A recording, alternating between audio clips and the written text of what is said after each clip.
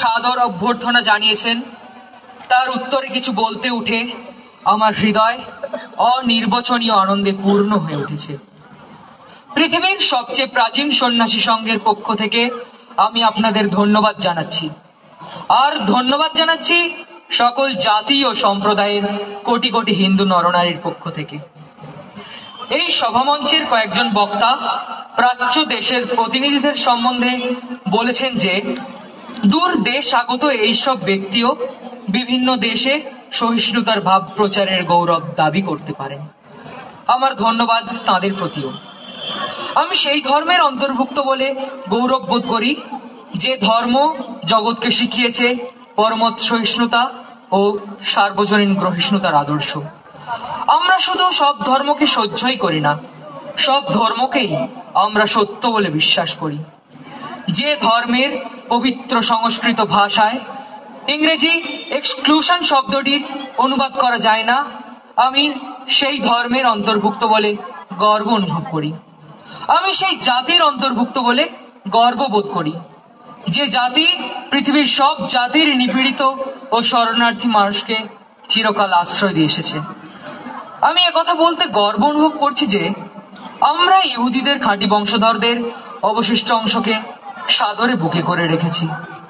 যে বছর রোমানদের অত্যাচারে তাদের পবিত্র মন্দির ধ্বংস হয়, সেই বছরেই তারা দক্ষিণ ভারতে এসে আমাদের মধ্যে আশ্রয় নিয়েছিল। জরথ্রুষ্টের অনুগামী মহান পারসিক জাতির অবশিষ্ট অংশকে যে ধর্মের মানুষেরা আশ্রয় দিয়েছিল এবং আজ পর্যন্ত যারা তাদের প্রতিপালন করে আসছে, আমি সেই ধর্মের অন্তর্ভুক্ত বলে গর্ব অনুভব করি। আমি আপনাদের কাছে একটি স্তোত্রের কয়েকটি পংক্তি উদ্ধৃত করব, যেটি আমি খুব ছোটবেলা থেকেই নিত্য আবৃত্তি করে আসছি এবং কোটি কোটি নরনারী যেটি নিত্য পাঠ করেন। রুচিনাং বৈচিত্রাদি ঋজুকুটিল নানাপথজুষং নৃণামেক গম্যস্তমসি পয়সামর্ণবৈব। বিভিন্ন নদীর উৎস বিভিন্ন স্থানে, কিন্তু তারা সকলেই তাদের বিপুল জলরাশি ঢেলে দেয়। তেমনি হে ভগবান, নিজের নিজের রুচির বৈচিত্র্যের জন্য সরল জটিল পথে যারা চলেছে তাদের একমাত্র লক্ষ্যস্থল তুমি। বর্তমান মহাসম্মেলন, যা পৃথিবীতে অনুষ্ঠিত এ পর্যন্ত শ্রেষ্ঠ সম্মেলনগুলির মধ্যে অন্যতম, তা কিন্তু গীতা প্রচারিত সেই অপূর্ব মতেরই সত্যতা প্রতিপন্ন করেছে। গীতার এই বাণী ঘোষণা করেছে যে যথামাং প্রপদন্তে তাং তথৈব ভজাম্যহম মম বর্তানুবর্তন্তে মনুষ্যা পার্থ সর্বশ। যে যে ভাব আশ্রয় করে আসুক না কেন, আমি তাকে সেইভাবেই অনুগ্রহ করে থাকি। হে অর্জুন, মানুষ সর্বতভাবে আমার অভিমুখেই চলে। সাম্প্রদায়িকতা, গোঁড়ামি এবং তার ভয়াবহ ফলশ্রুতি ধর্মোন্নততা বহুদিন ধরে এই সুন্দর পৃথিবীকে গ্রাস করে রেখেছে।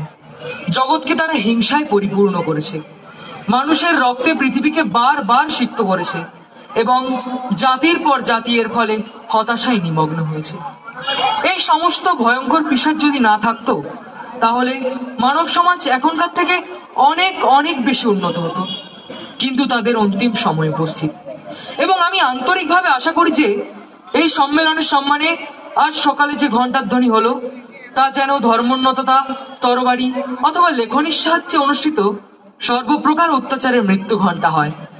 একই লক্ষ্যের দিকে এগিয়ে চলেছে যেসব মানুষ, তাদের পরস্পরের মধ্যে সমস্ত অসৎভাবের সমাপ্তি ঘোষণা করুক এই ঘণ্টার ধ্বনি। নমস্কার।